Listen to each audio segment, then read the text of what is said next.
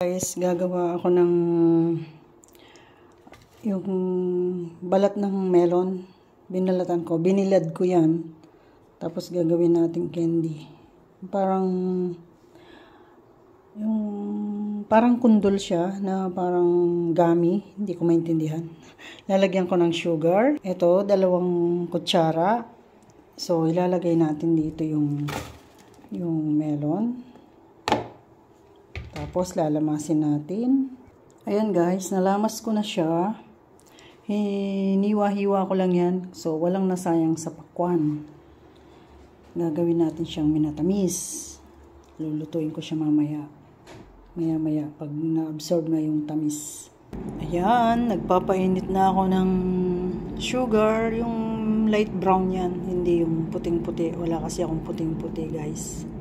So, yan muna. Tsaka mas healthy yung brown kesa sa pure white. Ayan guys, nailagay ko na yung pakwan, watermelon. Takpan ko muna siya para maluto, pati yung sa ibabaw, para pantay-pantay. In a low fire. Konti pa. Hindi ko siya tinubigan guys, katulad nung napapanood ko sa YouTube. Ito sa sarili niya lang mantika. Ay, mantika. No. Sariling sugar. Own sugar. Only no water.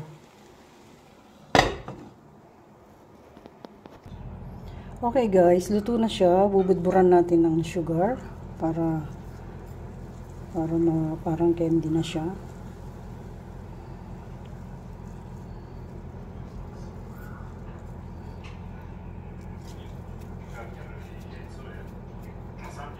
Yeah.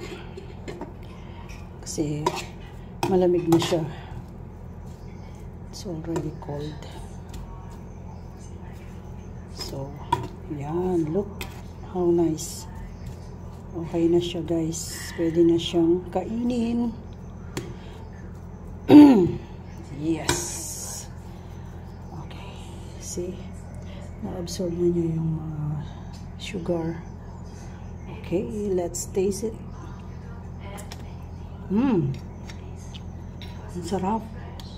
Okay. Guys, that's all. Very simple. Very easy. Walang nasasayang na balat or walang nasasayang na balat sa pakwan. Yeah, this is watermelon skin. Okay guys, see you next time. Mwah.